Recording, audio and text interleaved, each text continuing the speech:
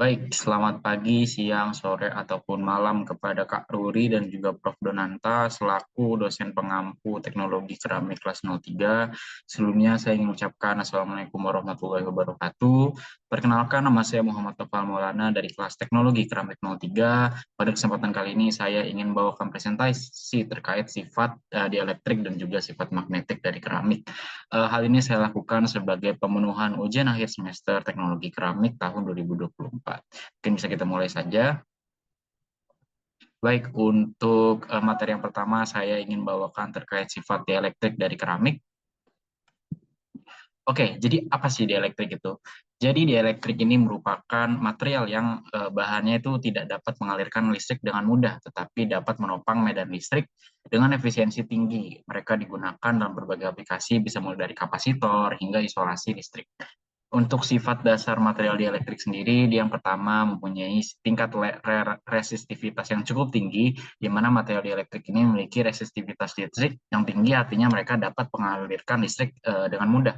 Maaf, maksudnya mereka tidak dapat mengalirkan listrik dengan mudah, karena seperti yang kita tahu, resistivitas ini kan merupakan suatu hambatan. Jadi semakin tinggi suatu hambatan itu, maka aliran listriknya juga akan semakin terhambat. Oke, untuk yang kedua, itu merupakan penopang medan listrik. Jadi meskipun tidak dapat mengalirkan listrik, tapi material dielektrik ini juga dapat menopang medan listrik dengan efisiensi yang cukup tinggi. Yang ketiga, penyimpanan energi. Jadi material dielektrik ini dia dapat menyimpan energi listrik dalam bentuk medan listrik. Makanya dia jenis material itu banyak digunakan sebagai kapasitor. Lalu pengurangan energi panas, di mana material dielektrik ini juga dapat mengurangi energi yang hilang dalam bentuk panas, sehingga mereka efektif dalam mendukung medan listrik. Lalu yang kelima, material dielektrik memiliki ketahanan terhadap hilangnya energi, dan yang terakhir itu merupakan konstanta dielektrik. Jadi konstanta dielektrik ini dia menunjukkan seberapa mampu sih atau seberapa efektif suatu material dielektrik ini dalam menopang medan listriknya. Di mana material dengan konstanta dielektrik yang tinggi ini dapat menopang medan listrik yang secara lebih efektif pula. Oke, jadi untuk jenis aplikasi dari dielektrik terbagi menjadi tiga, ada superkonduktor, ada semikonduktor, dan juga ada konduktor. Untuk superkonduktor ini merupakan material yang pada suhu sangat rendah, dia dapat mengantarkan listrik tanpa hambatan sama sekali, di mana digunakan dalam superkonduktor berbasis keramik yang bisa mengoperasikan arus listrik dengan efisiensi maksimal, dan juga menghilangkan kehilangan energi. Mungkin contohnya bisa kita lihat di sini, ini merupakan maglev ya, atau magnetic levitation. Jadi ini kereta yang melayang di atas rel. Jadi, karena konsepnya itu dia menggunakan suatu medan magnet. Atau bisa juga contohnya itu MRI atau magnetic resonance imaging. Untuk selanjutnya adalah semikonduktor. Jadi semikonduktor ini merupakan material yang memiliki konduktivitas listrik antara konduktor dan juga isolator. Jadi dia tengah-tengah nih dan bisa diubah dengan doping. Digunakan dalam produksi komponen semikonduktor seperti kapasitor, isolator pada chip komputer untuk meningkatkan performa dan efisiensi dari suatu material keramik. Lalu yang terakhir adalah konduktor. Jadi konduktor ini material yang dapat mengantarkan listrik dengan baik. Namun untuk bahan konduktor ini dia tidak dimiliki oleh keramik. Jadi keramik ini memang sifatnya biasanya di antara isolator atau semikonduktor atau superkonduktor. Untuk contohnya sendiri dari konduktor ini ada pembangkit tenaga listrik atau jaringan distribusi listrik dan juga perangkat elektronik rumah tangga. Oke, seperti yang saya singgung tadi, salah satu jenis dielektrik yang dimiliki oleh material keramik merupakan semikonduktor. Jadi semikonduktor ini merupakan material dengan konduktivitas listrik yang berada untuk superkonduktor sendiri, dia merupakan bahan yang ketika di bawah suhu kritis tertentu, dia dapat mengalirkan arus listrik dengan kecepatan yang tinggi dan tanpa resistansi atau pengurangan energi. Untuk prinsip kerja dari superkonduktor sendiri, yang pertama ini pembentukan copper pairs, di mana pembentukan copper pairs ini merupakan pembentukan di mana pada suhu pada saat suhu di bawah suhu kritis atau TC, elektron dalam material ini itu mulai berpasangan. Jadi dia membentuk suatu copper pairs, di mana copper pairs ini dia bisa bergerak melalui kisi kristal tanpa hambatan, yang berarti tidak ada resistansi listrik. Lalu selanjutnya transisi suhu kritis, di mana saat material ini kita dinginkan di bawah suhu kritis, resistivitas listriknya ini akan turun drastis menjadi bahkan bisa menjadi nol. Ini adalah titik di mana material bisa bertransisi dari keadaan normal ke keadaan superkonduktor. Lalu kita juga mengenal ada yang namanya fenomena Meissner, Di fenomena Meissner ini ketika material menjadi superkonduktor, ia menunjukkan efek Meissner. Jadi efek Meissner ini apa sih? Jadi dia merupakan suatu efek pengusiran medan magnet dari dalam material superkonduktor, di mana ini membuat superkonduktor keramik mampu menolak medan magnet eksternal, yang mana memungkinkan aplikasi seperti levitasi magnetik. Selanjutnya adalah penolakan medan magnet. Jadi medan magnet tidak dapat menembus interior superkonduktor keramik, di mana hal ini menghasilkan sifat diamagnetik yang cukup kuat, di mana medan magnet dikeluarkan dari material. Untuk sifat magnet mungkin saya akan bahas di slide selanjutnya. Untuk kelebihan superkonduktor sendiri, dia suhu operasional lebih tinggi, jadi dia bisa bekerja pada suhu yang lebih tinggi dari superkonduktor tradisional, di mana memungkinkan penggunaan nitrogen cair sebagai pendingin. Lalu dia juga memiliki efisiensi energi, di mana tidak ada energi yang hilang dalam bentuk panas, karena resistansi dari superkonduktor ini dia mendekati nol atau bahkan nilainya itu nol. Lalu juga dia tahan medan magnet yang kuat, di mana superkonduktor ini dia sangat cocok untuk aplikasi yang membutuhkan medan magnet yang kuat seperti MRI atau kereta maglev. Untuk kelemahan dari superkonduktor ini, ya nama juga material ya, ciptaan manusia pasti juga tidak ada yang sempurna, di mana material superkonduktor ini dia memiliki kerapuhan, di mana material ini sangat apa ya, sangat brittle gitu, jadi susah dibentuk. Untuk selanjutnya dia memiliki sifat berbeda berdasarkan arah, ini mirip kayak sifat anisotropiknya logam. Jadi kinerjanya itu bisa bervariasi tergantung pada arah arus. Jadi dia harus mengikuti arah arusnya gitu. Untuk biaya dan produksinya juga dia relatif mahal dan sulit untuk diproduksi dalam skala besar. Lalu ternyata material superkonduktor ini dia eh, rentan terhadap kerusakan dalam kondisi tertentu seperti kelembapan yang cukup tinggi. Oke, selanjutnya adalah semikonduktor. Untuk semikonduktor sendiri, dia merupakan material yang memiliki konduktivitas listrik yang berada di antara isolator dan juga konduktor. Jadi dia berada di tengah. Untuk konduktivitasnya ini dapat kita ubah melalui doping, yaitu penambahan unsur tertentu untuk meningkatkan jumlah pembawa muatan. Untuk prinsip kerja dari semikonduktor sendiri. Jadi dalam semikonduktor ini elektron dan lubang adalah pembawa muatan utama. Lalu semikonduktor memiliki celah energi atau band gap antara pita valensi dan juga pita konduksi. Dan seperti yang saya singgung tadi, itu kita bisa lakukan penambahan doping untuk penambahan unsur tertentu ke dalam semikonduktor, di mana kita bisa mengubah sifat konduktivitas dari material keramik tersebut. Selanjutnya, dia pada temperatur tinggi lebih banyak elektron memperoleh energi yang cukup untuk melempati band gap, sehingga kita bisa meningkatkan konduktivitas dari material keramik. Untuk kelebihan dari material semikonduktor ini, kita bisa mengontrol konduktivitasnya, di mana dengan penambahan doping memungkinkan kontrol yang tepat antara konduktivitas listrik yang penting untuk aplikasi elektronik seperti transistor. Lalu aplikasinya ini dia cukup luas, di mana digunakan dalam banyak perangkat elektronik, termasuk dioda, transistor, dan juga modul fotovoltaik atau sel surya. Lalu suhu operasional dari semikonduktor ini dia cukup tinggi, sehingga pada temperatur yang tinggi pun dia tidak kehilangan sifatnya, membuatnya ideal untuk aplikasi industri yang memang suhu operasionalnya itu cukup tinggi. Untuk kekurangan dari semikonduktor sendiri, dia sama seperti superkonduktor keramik, di mana semikonduktor keramik ini juga cenderung rapuh dan sulit dibentuk. Lalu yang kedua, biaya produksi dan juga biaya produksi proses doping dan juga pembuatan semikonduktor keramik ini dia bisa sangat mahal dan memerlukan teknologi yang cukup tinggi. Lalu untuk kinerjanya ini dia terbatas pada suhu ekstrim, jadi walaupun berfungsi dengan baik pada suhu tinggi, namun kinerjanya ini dapat menurun pada suhu yang sangat ekstrim atau sangat rendah. Oke, jadi ini merupakan salah satu contoh aplikasi Advanced Ceramics yang memanfaatkan sifat dielektrik dari keramik. Jadi ini merupakan eh, multi-layered kapasitor seramik atau yang bisa kita kenal dengan MLCC. Jadi MLCC ini dia merupakan komponen elektronik yang terdiri. Jadi MLCC ini dia merupakan komponen elektronik yang terdiri dari banyak lapisan tipis dielektrik keramik yang disusun secara paralel dengan elektroda di antara lapisan-lapisan tersebut. Jadi kapasitor ini tuh memiliki keunggulan performa frekuensi tinggi dan efisiensi volume yang baik, yang sangat baik. Jadi dengan memanfaatkan sifat dieelektrik ini kita bisa aplikasikan ke dalam suatu multi layer kapasitor yang memang ini fungsinya ini banyak sekali ya di industri. Dia bisa buat display, bahkan di aerospace juga dia dipakai gitu si MLCC ini. Lalu untuk peralatan komputer bisa dipakai untuk sirkuit.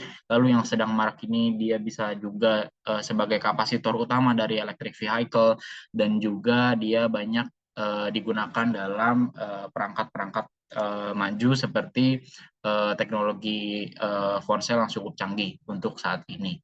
Jadi makanya untuk MLCC yang berbahan dasar keramik ini dia sangat marak untuk digunakan saat ini dengan memanfaatkan sifat-sifat unik elektrik dari si keramik. Oke, selanjutnya saya lanjut kepada sifat magnetik dari keramik. Untuk sifat magnetik dari keramik ini, dia merupakan golongan ferrit ya. Jadi golongan ferrit ini merupakan, maksudnya untuk keramik ini dia tergolong ke dalam golongan ferrit, di mana induksi magnetiknya ini cukup spontan, di mana ferrit ini menunjukkan induksi magnetik yang spontan, artinya mereka bisa menjadi magnet tanpa adanya medan magnet eksternal. Lalu untuk komponen utama dari ferrit ini adalah oksida hematit atau alfa Fe2O3. Untuk rumus kimianya sendiri dia adalah Fe2O36, di mana M-nya ini bisa berupa barium, bisa berupa strontium, atau berupa timbal. Untuk struktur kristal dari magnet keramik ini merupakan magnet permanen yang memiliki struktur hexagonal close pack atau HCP, di mana kelebihan dari struktur ini tuh memberikan stabilitas dan kekuatan magnetik yang tinggi, membuatnya ideal untuk berbagai aplikasi industri. Oke, untuk sifat-sifat magnetik yang dimiliki oleh keramik ini, dia terbagi menjadi 3 pula ya, seperti sifat dielektrik. Yang pertama ada ferromagnetik, yang kedua ada paramagnetik, yang ketiga ada diamagnetik. Oke, untuk ferromagnetik sendiri ini merupakan bahan yang memiliki nilai susceptibilitas magnetik yang sangat tinggi dan positif, di mana ini berarti bahan tersebut tuh sangat mudah untuk dimagnetisasi. Salah satu fenomena penting dalam bahan ferromagnetik ini adalah exchange coupling, di mana pada kisi kristal material ferromagnetik atom-atomnya ini dia saling berdekatan dan juga saling berinteraksi dengan sangat kuat. Jadi elektron-elektron dari atom-atom yang berdekatan ini dia bisa saling overlapping, di mana ketika di overlapping dia menyebabkan interaksi magnetik yang sangat kuat. Oleh karena itu dia magnetik ini memiliki sifat yang kuat. Untuk sifat magnetisasi bahan ferromagnetik ini sangat kuat ya, jadi sehingga magnetisasi yang dihasilkan bisa jauh melebihi medan magnet eh, luar yang diterapkan. Ini berarti bahan ferromagnetik ini dapat menghasilkan medan magnet yang jauh lebih besar daripada medan magnet yang diterapkan dari luar. Untuk contoh materialnya sendiri dari bahan ferromagnetik ini bisa dari besi, kobalt, nikel, dan magnetit atau Fe3O4. Di mana bahan-bahan ini tuh menunjukkan interaksi magnetik yang sangat kuat dan efektif sehingga menjadikannya sangat penting dalam berbagai aplikasi industri dan juga teknologi. Oke, untuk sifat magnetik yang kedua kita beralih ke paramagnetik. Jadi dalam material paramagnetik ini atom-atomnya memiliki eh, momen magnetik permanen yang sangat lemah. Jadi momen magnetik ini tuh bisa berinteraksi satu sama lain secara sangat lemah sehingga kontribusi terhadap magnetisasi keseluruhan bahan itu pun menjadi lebih lemah pula. Jadi intinya dalam bahan paramagnetik ini dia atom-atomnya memiliki momen magnetik permanen yang cukup lemah sehingga ketika berinteraksi satu sama lain dengan kekuatan yang minimal, makanya dia ini sangat weak gitu kekuatan magnetnya karena interaksinya pun sangat minimal. Untuk beberapa elektron dalam atom ini dia tidak berpasangan menciptakan momen magnetik neto dalam atom tersebut dan membentuk dipol atom. Jadi ketika medan magnet luar ini kita apply atau kita terapkan, dipol atom ini akan sejajar dengan arah medan magnet tersebut, menyebabkan material paramagnetik menjadi sedikit termagnetisasi ke arah medan magnet yang diterapkan, meskipun dalam tingkat yang sangat kecil.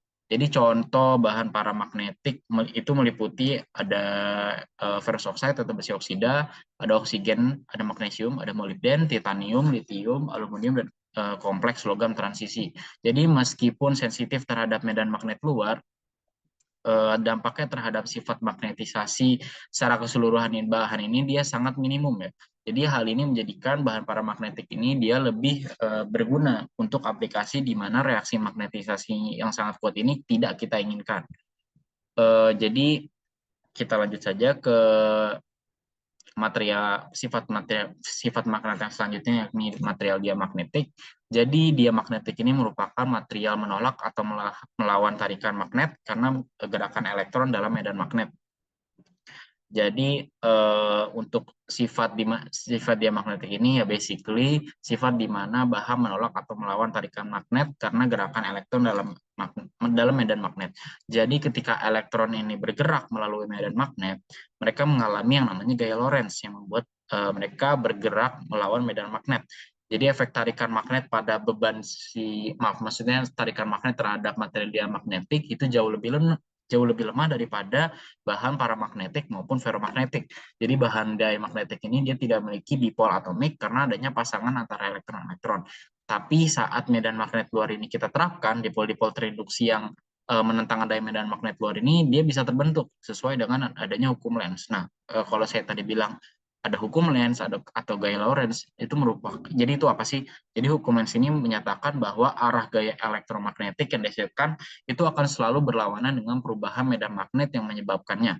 Ini berarti saat medan magnet luar ini kita terapkan pada bahan diamagnetik, dipol-dipol ini dia akan terinduksi, dipol-dipol terinduksi ini dia akan terbentuk untuk menentang perubahan medan magnet tersebut. Jadi misal bayangkan saja kita punya pegas, terus kita tekan pegasnya, di mana semakin kuat kita menekan pegasnya ini, semakin kuat pula kan gaya yang bekerja untuk mengembalikan pegasnya ini ke posisi semula gitu. Nah ini seperti yang diterapkan oleh hukum Lenz. Jadi arah gaya elektromagnetik ini dia akan selalu berlawanan dengan perubahan medan magnet yang menyebabkannya.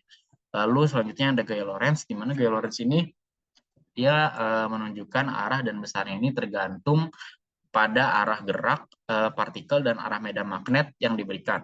Jadi ketika suatu elektron ini bergerak, jadi si gaya Lorentz ini, ketika si elektronnya ini bergerak melalui medan magnet, mereka mengalami gaya Lorentz yang membuat mereka bergerak melawan medan magnet. Jadi seperti kita berlari melawan arah angin, semakin kencang anginnya, maka semakin besar pula kan maksudnya usaha kita untuk melawan arah angin tersebut. Itu seperti yang ditegaskan oleh prinsip gaya Lorentz.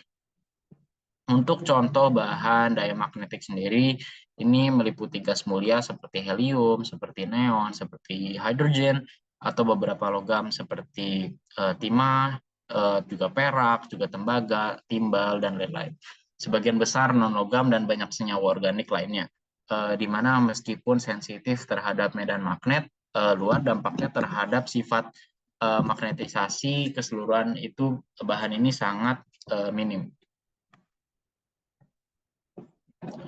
Jadi mungkin kita telah berada di penghujung presentasi. Jadi kesimpulan dari presentasi yang saya bawakan terkait sifat dielektrik magnetik itu adalah jadi material dielektrik ini memiliki resistivitas listrik yang cukup tinggi, namun dia dapat menopang medan listrik dengan efisiensi yang tinggi pula, di mana material ini mampu menyimpan energi listrik dalam bentuk medan listrik, dan material dielektrik ini dapat mengurangi energi yang hilang dalam bentuk panas, sehingga efektif dalam mendukung untuk membentuk adanya medan listrik. Jadi biasanya tuh sifat dielektrik dan sifat magnetik ini dia makanya saling berkesinambungan gitu, karena sifat dielektrik ini dia biasanya mendukung untuk